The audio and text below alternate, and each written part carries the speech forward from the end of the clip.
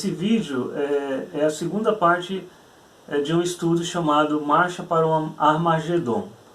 Esse vídeo específico que nós estamos postando em partes, ele na verdade é a segunda parte desse estudo. Ele tem mais ou menos 3 horas de duração. Então nós estamos fazendo um trabalho extremamente amador. Nós não somos profissionais, mas estamos fazendo esse trabalho de todo o coração, para que você possa também usufruir desse excelente trabalho. Então nós estamos tendo a ajuda de alguns irmãos, pastores, algumas irmãs também, que estão nos auxiliando nessa dublagem. Então eu peço a sua compreensão para esse trabalho, como eu disse, que é bem amador, mas é feito de todo o coração. Se você ainda não assistiu a primeira parte, ou se você não entendeu a primeira parte, eu sugiro que você volte e veja mais uma vez o primeiro vídeo.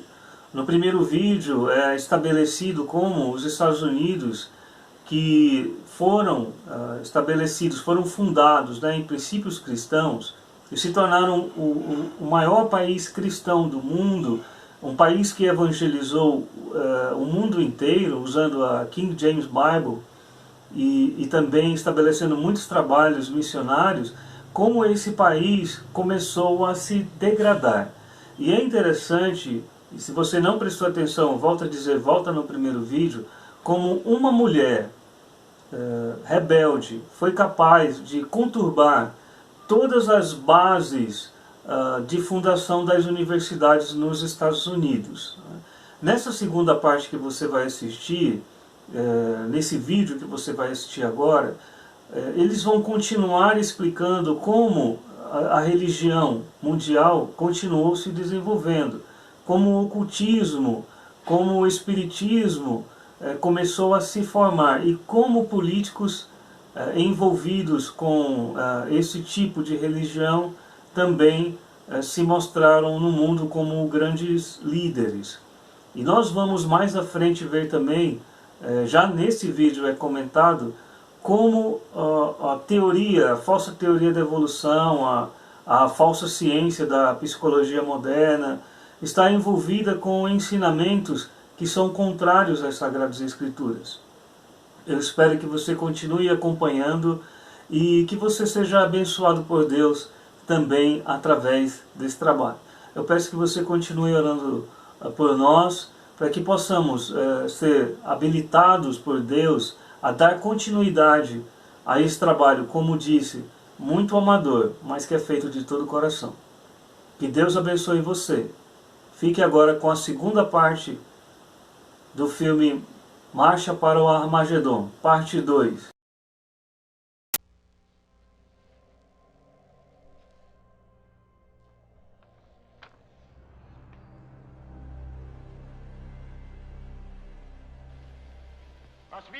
O que desejamos da juventude de amanhã é diferente do que foi desejado no passado. Devemos criar o novo homem para que nossa raça não sucumba ao fenômeno da degeneração tão típica aos tempos modernos.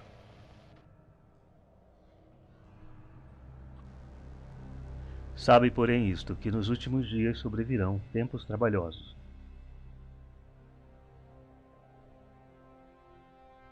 Porque haverá homens amantes de si mesmos. 2 Timóteo, capítulo 3, versículos 1 e 2.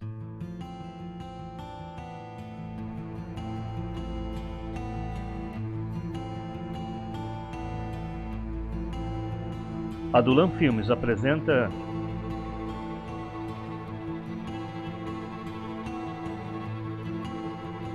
uma crônica documentário com Dave Hunt, Carol Matriciana, Dr. Kent Hovind, Joy Schimmel e Dr. Stan Moltke.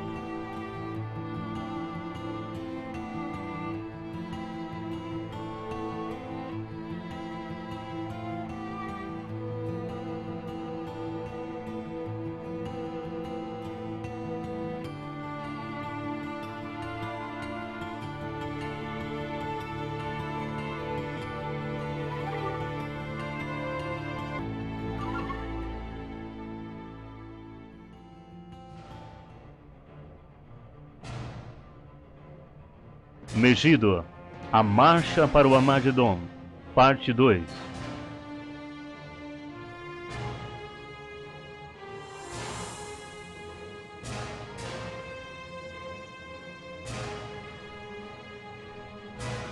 Origem das espécies.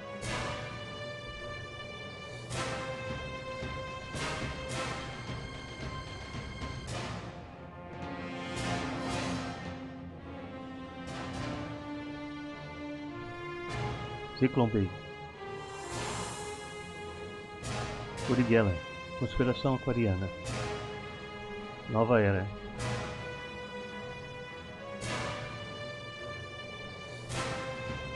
Ascensão de Lúcifer.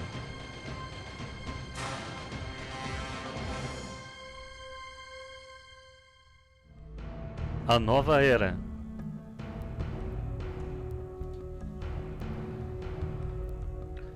Tu sabes que este povo é inclinado ao mal.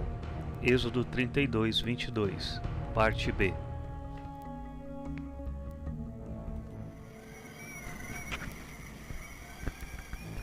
Eu então perguntei, você é humano quem responde as minhas perguntas tão corretamente? Não houve batidas. Eu perguntei, é um espírito? Se for, dê 2 batidas. 2 sons foram emitidos assim que o pedido foi feito. Se você é um espírito, foi assassinado de 2 batidas. Eu perguntei, você foi assassinado nesta casa? Eu perguntei e descobri, pelo mesmo método, que era um homem de 31 anos de idade que havia sido assassinado nesta casa e seus restos mortais foram enterrados na adega.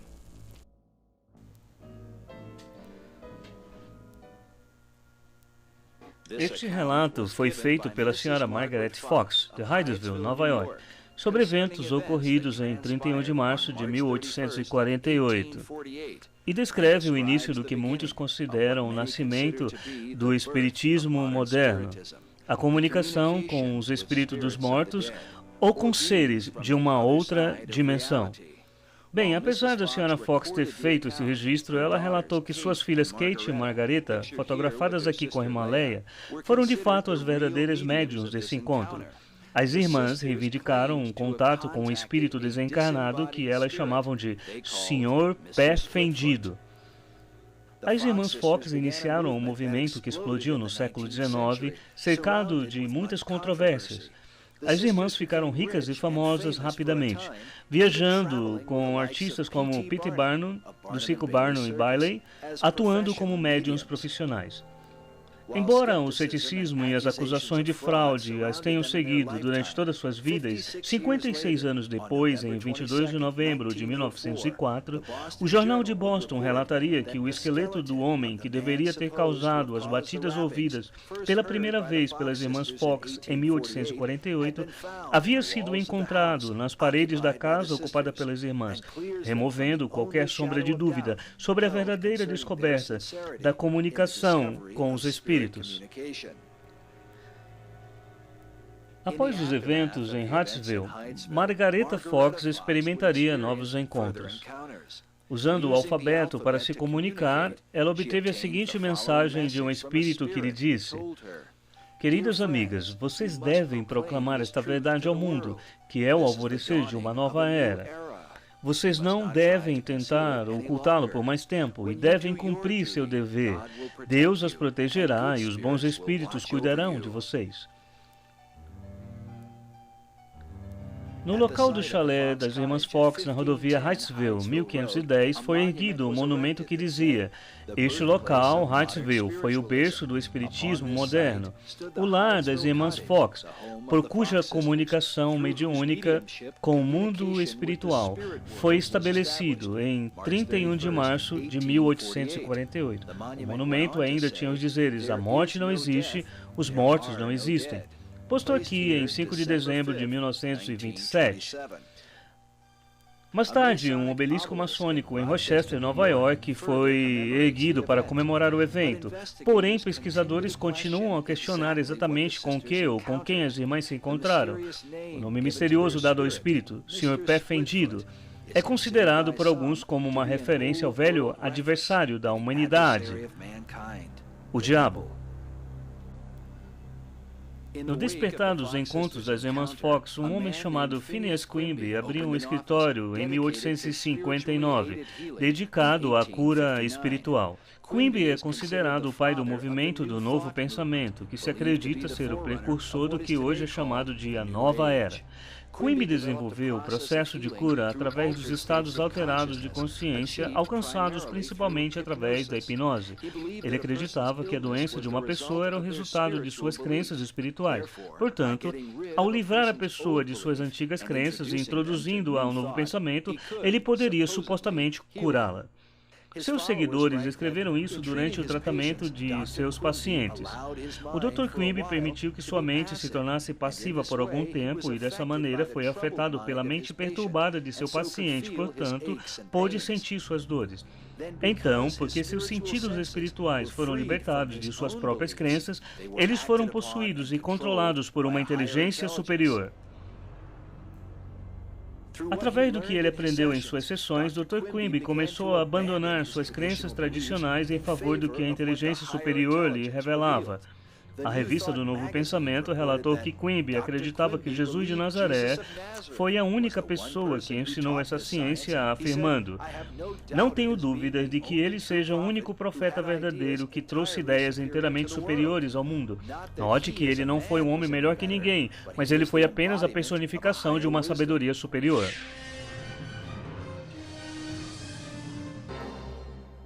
Uma das pacientes de Quimby foi Mary Baker Eddy, que criaria a Igreja da Ciência Cristã em 1879, em parte baseada nos ensinamentos de Quimby. A jovem Mary Baker acreditava que Quimby possuía um entendimento superior da lei de Deus e estava pronta para proclamá-lo como o descobridor da verdadeira natureza da cura realizada nos tempos bíblicos. Embora Eddy tenha rompido com Quimby, ela continuou sua prática de cura, corrigindo os chamados erros das crenças tradicionais. Ela alegou que seus ensinamentos eram baseados apenas na Bíblia, mas que a Bíblia estava cheia de erros e seria ela quem iria corrigi-los.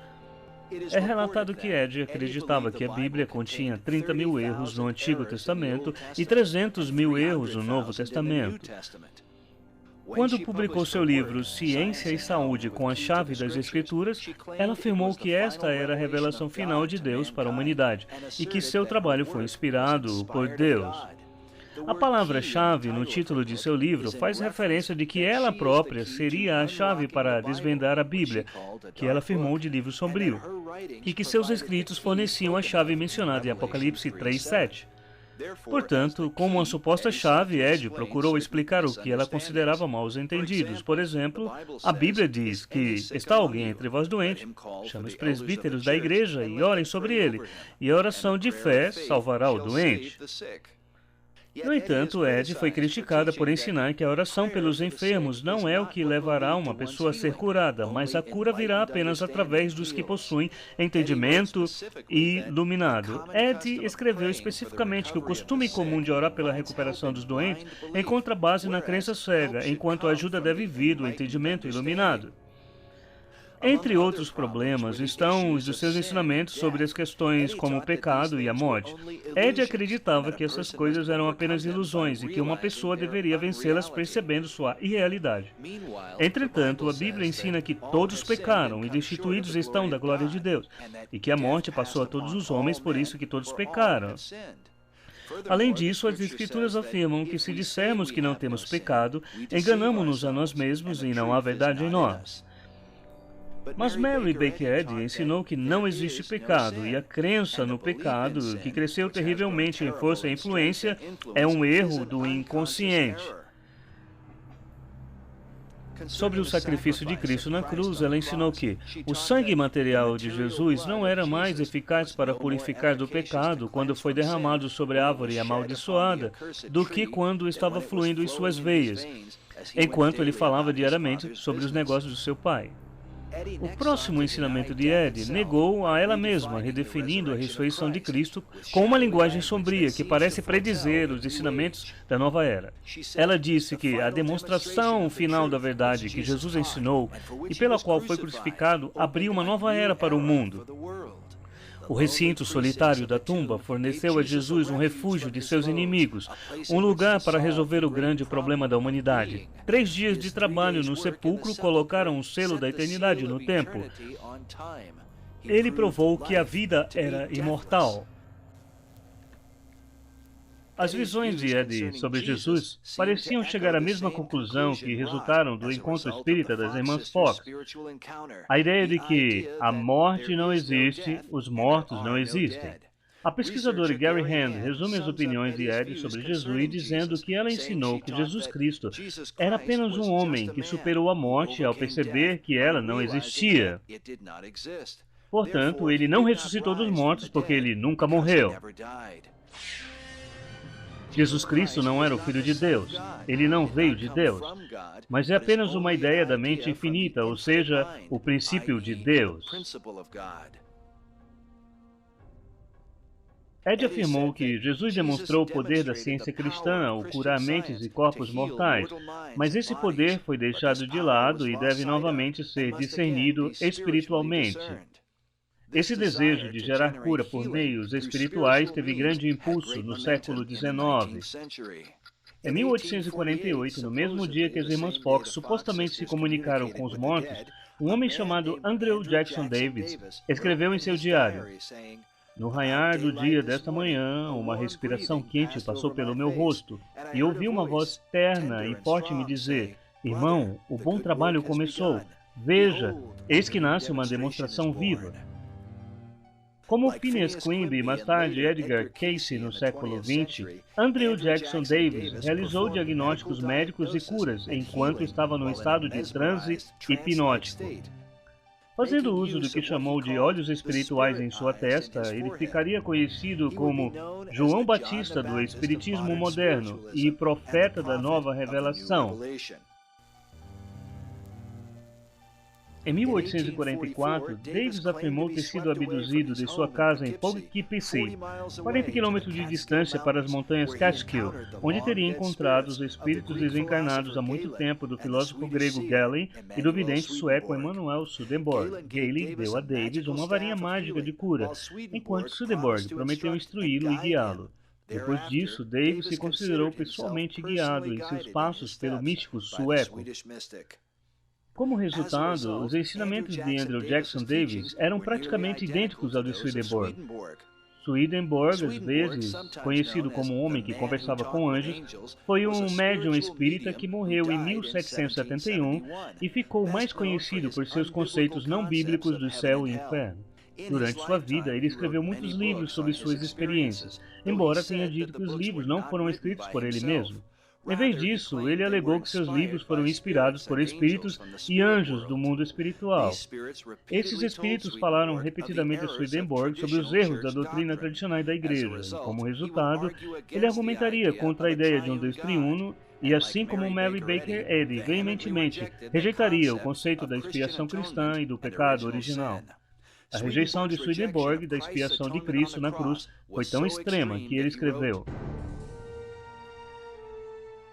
"Posso afirmar, sempre que os anjos ouvem alguém dizer que Deus determinou a condenação da raça humana e como um inimigo fomos reconciliados por seu Filho, eles são afetados de uma tal maneira semelhante àqueles que, por desconforto nos intestinos e no estômago, são levados a vomitar. E em tais ocasiões eles dizem: o que pode ser mais insano do que acusar Deus dessas coisas?" Segundo seus seguidores, os ensinamentos de Swedenborg declaram que não existe tal coisa como um castigo eterno e que aqueles que se encontram no inferno após a morte podem trabalhar em direção a um lugar mais elevado.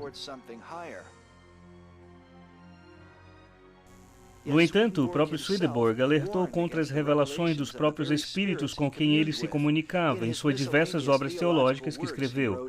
Os espíritos descrevem coisas tolas e falsas e mentiras. Quando os espíritos começam a falar com um homem, deve-se tomar cuidado para não se acreditar neles, pois grande parte do que eles dizem é criado por eles mesmos, e eles mentem. E se o homem ouve e acredita nestas coisas, eles insistem, e de várias maneiras enganam e seduzem. Apesar de tais contradições, a influência de Swedenborg causou grande impacto nas igrejas, assim como nas antigas ordens da maçonaria. Muitas lojas maçônicas em toda a Europa tornaram-se conhecidas como lojas Swedenborgianas, e o rito de Swedenborg tornou-se parte do ritual maçônico. Hoje, Emanuel Swedenborg é aclamado como um herói entre os espíritas e entre os cristãos liberais, que até estabeleceram igrejas swedenborgianas, como a Igreja de Nova Jerusalém, dedicada aos seus ensinamentos. Mas talvez o mais significativo exemplo deixado por Swedenborg foi o de produzir escritos psicografados pelos espíritos, algo que estabeleceria um padrão repetido através do século XX e praticado até hoje por quase todos os principais líderes do que se tornaria o movimento da nova era. Enquanto Swedenborg canalizou muitos espíritos, muitos anos após sua morte, Andrew Jackson Davis afirmou supostamente canalizá-lo durante transes hipnóticos. Davis afirmou agir como o meio através do qual Swedenborg foi capaz de retomar seus trabalhos, psicografando vários livros filosóficos, num dos quais, publicado em 1847, ele previu o advento do espiritismo. De 1845 a 1847, Davis proferiu 157 palestras em estados de trânsito na cidade de Nova York sobre tópicos históricos e ciência filosófica. Até o famoso autor de literatura macabra, Edgar Allan Poe, assistiu a alguma das sessões de Davis. Naquele que é considerado seu maior trabalho, Os Princípios da Natureza, Sua Revelação Divina e Sua Voz à Humanidade, Andrew Jackson Davis escreve a visão mística dos cosmos e da criação, promovendo a teologia do universalismo. Alguns espiritualistas modernos acreditam que o livro de Davis foi a sombra do pensamento evolutivo, que em breve seria estabelecido por Charles Darwin. A teoria da evolução de Darwin seja talvez o clímax de um movimento destinado a estabelecer um novo pensamento nas mentes dos homens, que para muitos removeu o temor num Criador todo-poderoso e ampliou a porta para o reino do ocultismo.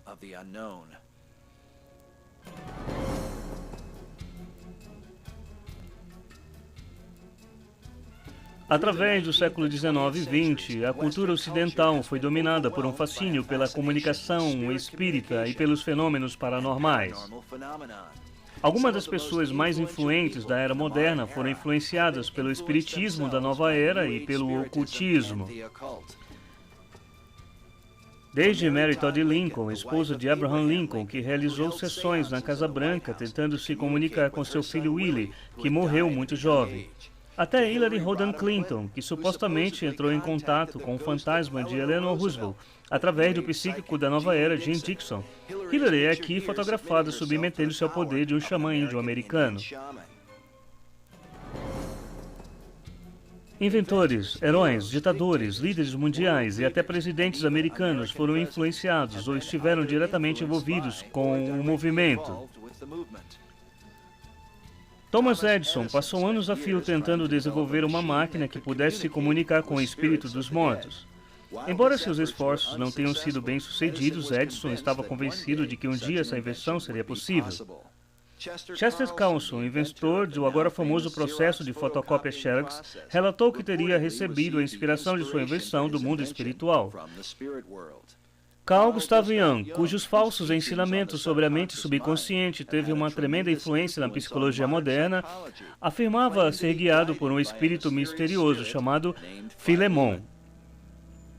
O contemporâneo de Jung, Sigmund Freud, afirmou: "Não parece mais possível deixar de lado o estudo dos chamados fatos ocultos, a real existência de forças psíquicas nas quais até agora não acreditávamos." Comentando suas próprias experiências com poderes desconhecidos, Andrew Purvick escreveu: "Pessoalmente, estou convencido de que seres superiores de outros espaços e outras épocas iniciaram um diálogo renovado com a humanidade." Embora não duvide de sua existência, ele disse: "Não sei quais são seus objetivos em relação à humanidade." Alguns argumentam que os objetivos desses seres foram parcialmente testemunhados durante a Segunda Guerra Mundial. Adolf Hitler foi grandemente influenciado por essas forças espirituais, e essa influência parece ter mudado seu horrível movimento nazista.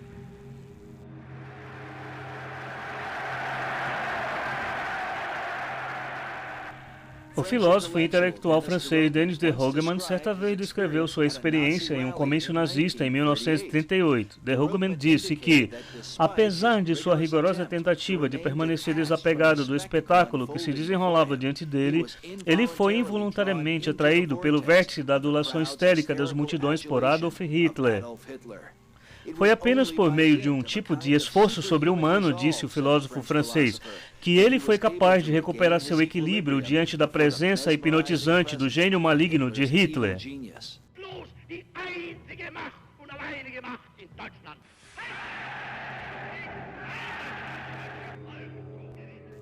De acordo com de Hoogeman, diante de Hitler, algumas pessoas acreditavam ter experimentado em sua presença um sentimento de horror com a impressão de um poder sobrenatural, de que ele estava possuído por potestades e principados das trevas, os quais São Paulo chamou aqueles espíritos hierárquicos demoníacos que são capazes de possuir qualquer coisa mortal e ocupá-las com uma legião. O que estou dizendo seria a forma mais barata de absurdo romântico, mas não é isso o que acontece quando falamos do que foi estabelecido por esse homem, ou melhor, através dele, que na realidade é um dos assombros desse século. O treinamento de Hitler como um místico espiritual aconteceu através de uma ordem secreta conhecida como a Thuluth Society, uma organização ocultista. A motivação de tais sociedades podem ser vistas da mesma forma dos princípios ocultistas que podem ser encontrados nas ordens da Irmandade Maçônica, cujos membros incluíram alguns dos líderes políticos mais poderosos do século XX. Para testar esse argumento, considere o sonho do super-homem de Hitler juntamente com essa citação do ator maçônico W. L. Wilbers. Em seu livro, O Significado da Maçonaria, ele escreveu: esta evolução do homem no super-homem sempre foi o propósito dos antigos mistérios, a religião da maçonaria. O homem que surgiu na Terra e se desenvolveu através dos reinos inferiores da natureza ainda precisa concluir sua evolução, se tornando ser igual a Deus. A frase de Will fornece uma pista que revela que, embora o espírito moderno desse movimento seja frequentemente chamado de uma nova descoberta, suas origens advêm de séculos passados, retornando aos níveis subterrâneos do mundo antigo, numa época em que a comunicação com os espíritos dos mortos era considerada comum entre os homens e estava no cerne da antiga religião de mistérios. Mas com essa prática antiga também vem avisos antigos encontrados nos escritos do Antigo Testamento. O autor Dave Hunt comenta a respeito do livro de Isaías. Em 18:19, Deus questiona seu povo da seguinte forma, a favor dos vivos, constar-se aos mortos. Quero dizer, tia fulana não era muito inteligente quando estava viva, mas agora que ela está do outro lado, parece ser uma fonte de sabedoria. E isso não faz muito sentido. De onde você tirou isso e como sabe que vai falar com tia fulana? Alguns deles afirmam que sabem que todos eles têm seus guias espirituais, ou o que quer que sejam. E eles não sabem quem são as criaturas que estão falando com eles através deles. Simplesmente os levando ao psíquico, ao médium. Por exemplo, o bispo James Pike, em Pisgah, Califórnia. Seu filho cometeu suicídio, e ele estava no apartamento de seu filho, em Londres. E algumas coisas ao redor começaram a se mexer, voaram alguns cartões postais e coisas desse tipo, como se fossem mensagens, e assim por diante. E ele começou a pensar que seu filho, Jim Jr., estava tentando se comunicar com ele. Então ele foi a uma feira psíquica em Londres, consultar uma médium e quando, você sabe, esses médiums entram em transe, você sabe que os profetas da Bíblia não entravam em transe.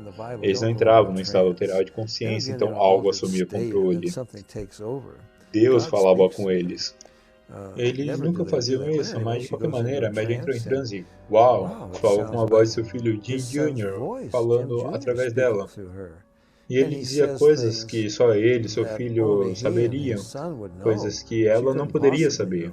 E isso aconteceu várias vezes, até que ela convenceu de que realmente seria o filho dele. Sim, mas o que seu suposto filho dizia? Vamos verificar a parte. Há muitas declarações a serem analisadas, mas vamos analisar algumas coisas do que eles disseram. Bem, a primeira coisa que seu suposto filho Jim disse foi: Pai, eu não estou aqui para termos uma agradável conversa, tenho uma missão agora. Quero que você saiba que Deus não é uma pessoa, Ele é uma força. E Jesus não é o Salvador, mas Ele é apenas uma entidade altamente evoluída, mais do que eu, que já o ouvi, mas ainda não o vi. Ele está num plano espiritual superior, etc, etc. Espírito sobrevive. Não, pai, não há julgamento. Deus não julgará você, você enfrentará um julgamento, mas apenas nos mudamos para a escola de pós-graduação e continuaremos recebendo nossas lições e nossas progressões espirituais. E até agora, todas essas mentiras vão de conta com o que a Bíblia diz e ensina, mas a Bíblia é o livro. E há muitas profecias, nenhuma falsa profecia. Você não pode escapar dela. Ela é verdade, ok? Então, quando essas entidades começam a discordar da Bíblia e minam a fé na Bíblia, eu não sei quem elas são. Na verdade, tenho entrevistado essas pessoas por anos e em todo o mundo. Tenho estudado o mesmo por anos, sejam eles médiums, e você tem cerca de 1000 médiums só em Los Angeles, ou costumamos ter, não sei quantos eles são agora. Li muitas publicações da Nova Era. Eles admitem o mesmo que os canalizadores, os psíquicos, os médiums dizem em todo o mundo, sem nunca terem se encontrado. E o mesmo tipo de ensinamento. Há incríveis semelhanças. E somente algumas poucas diferenças, mas, na verdade, isto é proveniente da mesma fonte, obviamente. E tem-se uma filosofia definitiva que é apresentada de acordo com as 4 mentiras que a serpente disse a Eva no Jardim do Éden. Que Deus não é uma pessoa, mas uma força, que você não morre. Não há morte, você apenas passa por reciclagem espiritual, pela reencarnação. Nós estamos nos aprimorando e evoluindo até chegarmos à divindade. Você se tornará igual a Deus. Isto é a mentira da serpente. E a 4ª mentira, não há nada de errado com você, é o modo como você pensa. Você precisa ser iniciado nesse conhecimento, o verdadeiro conhecimento, do lado luminoso da força, do tipo Guerra das Estrelas, assim por diante. Todos eles dizem isso. E é bem consistente com aquilo que me mostra quem está por trás disso. É a mesma coisa que Satanás disse através da serpente a Eva no jardim. Então eu não considero essas pessoas, não tenho nenhum respeito por elas, infelizmente. E algumas delas podem ser sinceras, mas elas se venderam a Satanás porque rejeitaram o verdadeiro Deus, rejeitaram a palavra de Deus. Quero dizer que considero que a Bíblia me diz o que as profecias me dizem, e as profecias me dão todas as provas de que Jesus é o Messias. Tudo que a Bíblia afirma, há séculos, milhares de anos, de fato, antes de ele vir ao mundo, onde nasceria, mesmo no dia que entraria em Jerusalém montado de jumentinho, etc. Eu sei que nós não podemos escapar disso, esta é a verdade. Mas ninguém pode desprezar esse livro. E temos pessoas sinceras. Acho que talvez existam verdadeiros cristãos enganados nos movimentos pentecostais. E não sou contra alguém que acredita no poder do Espírito Santo. Mas a Bíblia não é suficiente para eles. Elas esperam que Deus apenas lhes dê ordens todas as manhãs e sinais de luz neon do céu, ou esperam poder ouvir uma voz, você sabe. E eu conversei com essas pessoas e eles me dizem coisas como: deixe-me dizer o que o Senhor acabou de me dizer sobre você. Sério? Mas o Senhor não me disse nada sobre isso. Eu vou checar o que você me diz com aquilo que a Bíblia me diz. Eu não estou interessado. Mas você me pergunta por que as pessoas estão se envolvendo com essas coisas. Elas querem conhecer o futuro. Elas querem saber o que vai acontecer com elas. Se você soubesse o que vai acontecer com você, o que você faria? Elas tentam saber por meio do horóscopo, de vozes, pelos médiuns, e as coisas simplesmente não funcionam, não fazem sentido. Mas eles querem um pouco de poder, de controle em suas vidas, e eles são muito curiosos sobre o que vai acontecer. Infelizmente estão indo na fonte errada para descobrir o que vai acontecer, e isso tem causado desastres. E eu escrevi livros sobre isso, e isso tem trazido muito desastre para a vida de muitos.